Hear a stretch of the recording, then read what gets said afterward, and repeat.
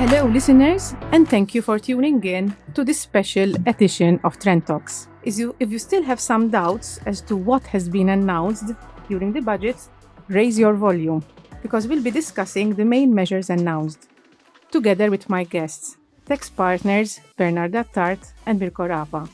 Bernard, Mirko, a special thank you for joining me today. Starting off, we have shared numerous budgets together. For the benefit of our listeners, what is the experience like? Yes, Liz, thank you. Actually, it's my 25th budget this year. So quite a feat, I must say. Shows how old I'm getting, I guess. I think, so basically for the sake of our listeners, on budget night we meet, so we create teams, and we split the budget into its various aspects, and then each team works together to try to summarize what the minister would have said, and actually it's a very pleasant experience. I mean, I must say it's hard because it's a bit at that time of the night, but it's a very nice experience, I must say, for us and also for our people. And I think one of the things which really I feel is good in it is that we even get to know even the younger staff. Actually, this time round, there was a new joiner who I didn't know, and it was very nice actually to get to know her, and in an environment which is a bit different from the norm as well. So that True. is something which is really a plus of all this. It's to be honest, it's like a bit of a team building event, which then produces a newsletter at the end of the day or at the end of the night, which is really good. One experience which I always remember, and there are a few of these, but I'll just recount one. So a very nice girl, basically, who works with us. Not a very proficient Maltese speaker, and obviously the budget speech is in Maltese. And we had a piece which we were covering in respect of transport. So the team gets together, prepares the summary, and then we get together and review it together. And I'm reading, and I read like horses. I said horses. What's the context? I mean, it's through transport, but horses. And she explains to me, no, there's horses in the budget speech. And I go and read the budget speech, and it was a bit of a literal translation of a horse. Okay, it was a horse in Maltese, but it was referring to a truck, a container truck. Okay. So you can imagine the laughter I had, and even the team were together, and these are things which actually you remember, and they make the experience in a way. I fully agree with Bernard. Thank you, Liz, first of all, because I haven't thanked you yet for having us here. It is a bonding experience, so the whole experience is, especially at those hours of the day, of the night, it is a bonding experience. And I think we will take the opportunity here to thank all the members of the team, both those who put the technical pieces together, but also those from the marketing team, which, do a fabulous job on issuing this in the early hours of the morning, and always to a great quality. I cannot not agree more with you. So well done to all. Moving on to the topic, so the budget. In your view, what are the main areas that have been addressed this year? Yes, so if I may, so I would say there are two main focuses of this budget. Social measures and then the environment, which I think the budget really focuses on these two areas. So starting off from social measures, I think there we've seen a number of measures, and the focus, as I'm saying, on pensioners, on elderly people, on vulnerable people as well. So there is quite a long list actually of incentives, of new ideas, which the budget is trying to introduce for the forthcoming year. So taking as an example, even respect of a number of different pensions, enhanced calculations of those pensions, in order to try to, get some better pensions. Particularly, I would say, in respect of specific circumstances. So the budget actually caters for specific instances which it tries to target specifically.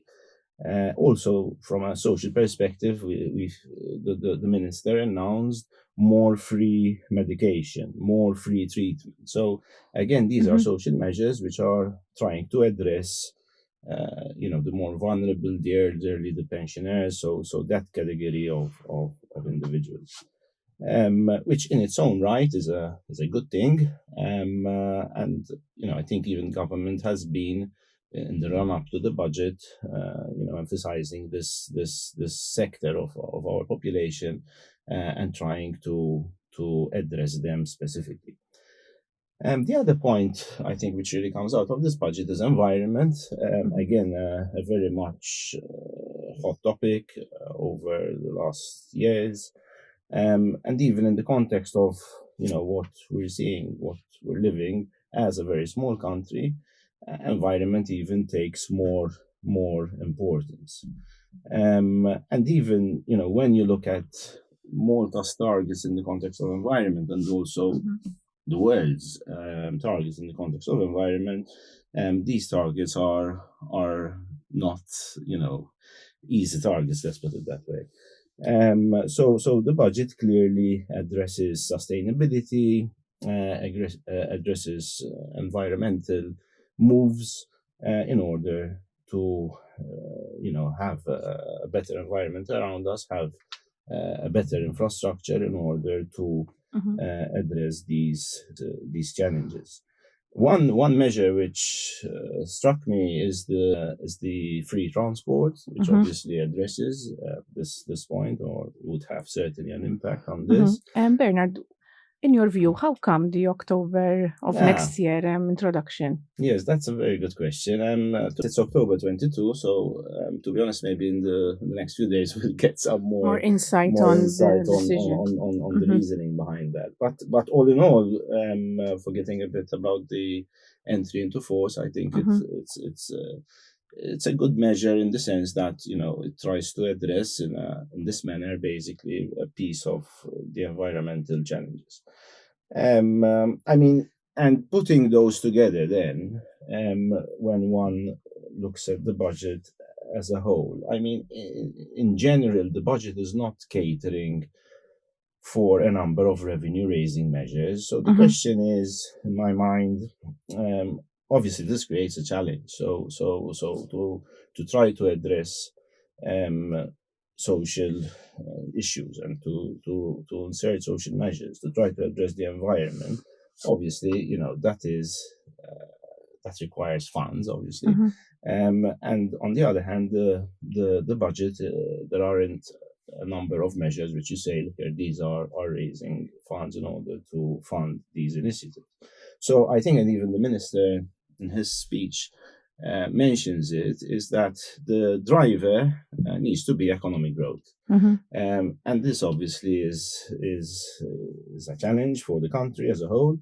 And in order for us to be able to, I think, next year really meet what the budget is trying to get to, economic growth has to be the driver. As a country, we go away from the pandemic and we develop economic growth in order to fuel then these incentives. Challenges are there, so let's be very clear. So the pandemic obviously has affected us, has affected the world.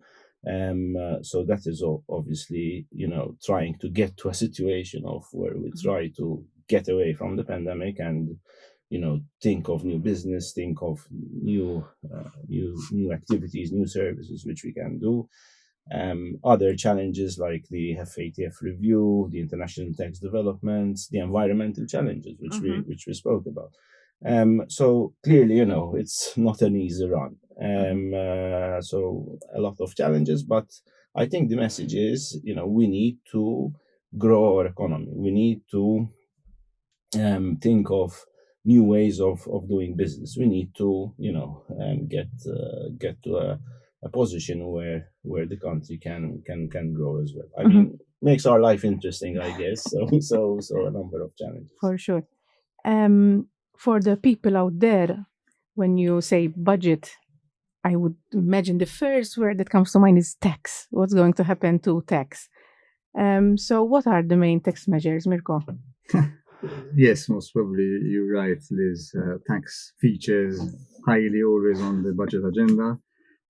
Tax, I think also in this budget featured, although the minister had announced prior to the budget that, there will be no increase in taxes, but we still find a number of tax measures, if you want to call them that.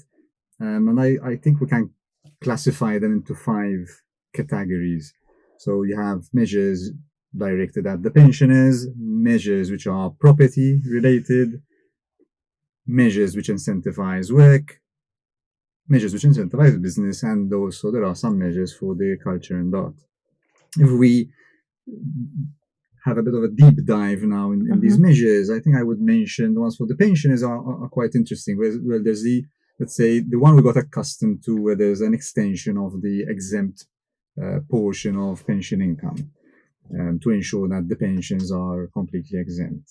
But there is also an interesting one which was mentioned, saying that over the next 5 years, starting from next year, 2022, we'll see that pension income will not be included as part of taxable income. Obviously, we still need to look at the details there, but that indicates that those pensioners who are still in gainful occupation obviously will get an additional benefit from accessing lower brackets of taxation in that respect. Which is very much in line with what Bernard was saying of the economic growth, pushing the economic growth as well, even through this measure. For sure. So you just to latch onto that point, Liz, on economic growth, there are measures, for example, where the part-time rate for part-time work has reduced or is going to be reduced from 15 to 10%. The overtime rate was confirmed at a flat rate of 15% for income not exceeding 10,000 euros. So these are all measures which incentivize work. There are also the check tax refund we got accustomed to now, which is going to be retained and which will range from 45 euro to 140 euros. At the same time, though, as I mentioned, although there are no increase in taxes, the minister was quite clear at the outset that, there will be enforcement of tax collection. In fact, there is a mention in the budget speech that the interest on outstanding taxes due will be increased. So we will need to expect increased activity in the enforcement space. As I mentioned, Malta property features high as well on the budget agenda, and we see a number of property-related measures. But I think it's good to see some of these measures which refer to property which have been vacant for a long time, over 7 years, property in an urban conservation area, and properties which are built with traditional Maltese features. Here, the idea is that up to a certain value, but 750,000, which is quite a high value, will benefit from no transfer taxes in respect of these properties. And there are also some grants being given to first-time buyers of these properties. Again, not small, 15,000 euros, and that goes up to 30,000, so it doubles in respect of property in Gozo. So quite a lot of incentives there. Thank you, Mirko. This is the second time we had to wear a mask for budget night, which means that COVID is still very much part of our lives. In your view, would you say that some of the incentives, initiatives, measures have been brought up as a consequence of COVID? I would say so. So obviously there are no, let's say, direct measures, or they're not claimed to be direct measures in respect of COVID. But as I mentioned earlier, there are also tax measures which target the recovery of the economy. As Bernard said, one of the main thrusts of this budget is to stimulate economic growth, stimulate the economy. And some of them include these tax measures. For example, the extension of donating family businesses, where there's a reduction of the stamp duty rate from 5% potentially to 1.5%. There is a mention of allowing capital allowances, which is an allowance on capital investment, to be transferred from one group company to another in certain instances. There's also an interesting mention of a scheme which will be launched by the Malta enterprise in respect of a tax benefit for reinvested profits. Again, we still need to see the details there, but knowing that there is an incentive on the reinvestment of profits in the case that the government wants to stimulate the economy. I also mentioned as well, again, not directly COVID related, but the help to the culture and arts. And there is a reduced tax rate for artists of 7.5%. So there's a reduction in their tax rate, and also a number of measures where there are funds being put aside to help entertainment activities and such like events to ease the burden when there are restrictions, COVID-related restrictions. Yes, Mira, I think it's inevitable for a budget now not to somehow be driven by what the world has passed through the last year and a half and more. So although maybe you can't pinpoint your finger to something specific, which last year's budget actually one had a number of recovery measures at that point in time, so they were directly specific on COVID. But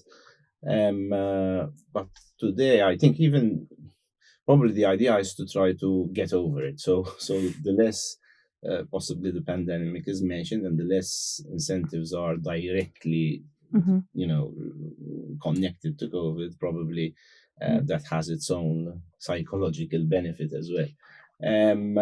But clearly I think certain measures are obviously reflecting what we're living today, and what we're living today is trying to get out of this pandemic. True. Yeah, getting to the next phase, I would say. I completely agree. So a number of measures are directed at getting into the next phase. Future focused, Exactly. boosting the economy. Exactly. Earlier on in our conversation, we mentioned the older generation and pensioners. But what about the younger generation? What's in for them? Yes, that's obviously important as well. So I would say that the focus of the budget, as I said in the beginning, is the elderly, the pensioners. So that was a clear focus. But the budget tries to address to a certain extent the younger generation and students in their own right. So we see a couple of incentives there in respect of increase in stipends. Also, there is the possibility now that students can work up to 25 hours, and that would not affect the stipend. So again, I mean, in its own right, trying to address that sector of that category of individuals. I would say, though, being factual, basically not to the extent of elderly people, and which is to a certain extent, which is a fact, in the sense that the strategy of this budget is to try to address that piece of the population, which is factual, I think, from what we've seen. Yeah, there's also the free transport, which I'm sure the students will enjoy. Definitely helpful. Yes, that actually, I mean, it affects so many things, to be honest, to try to think about it, because, it affects students, it affects the elderly, it affects the environment. So I mean, that measure is really, really interesting. So we'll see. In my view, I found as well that the people outside of the workforce have been a focus of this budget as well, which from a social aspect makes sense as well, as Bernard, you were saying. Our time is closely coming to an end already. In fact, I wanted to ask you, what would be your takeaway points from our conversation and from the budget that has recently been announced? Yes, I mean, there are a number, but if I had to focus on a few, as I mentioned earlier, especially looking at the tax measures, I think they go a long way to stimulate growth. Obviously, the proof of the pudding is always in the eating, so we'll need to see how that pans out, and also we'll need to see and wait for the details of certain measures to determine the real impact on the economy. Having said that, as I mentioned earlier as well, because there are no increases in taxes, which obviously one would expect given the deficit levels we are facing, there needs to be something else that, saves the economy, and therefore it must be the economic activity which needs to increase, and a focus on clamping down on tax evasion, not collecting taxes. So, yeah, the activity in that space, I would expect an increase. And therefore, one needs to get ready for that type of activity as well. Yes, I fully agree, Amir. So I think going back to where we started a bit this discussion, that the driver for next year has to be that, we need to get past this pandemic. We need to see our country, face these challenges and to grow. To be honest, it's not a question of seeing our country. It's up to each every one of us to give, to contribute. Obviously, it's challenging times, but at this point, it's looking ahead. It's trying to see how we can transform our businesses. It's trying to see how we can upskill. Trying to see how we can, new areas of businesses. Ultimately, to grow the economy and ultimately to try to achieve what the budget is trying to achieve. So then ultimately it's up to each and every one of us to work towards that goal. Bernard, Mirko, thank you for your time and for joining me. Once again, a big well done to all our colleagues involved in any way whatsoever to making Budget Night possible at PwC. And finally, thank you to all our listeners for tuning in. Thanks, Liz. Thanks to everybody.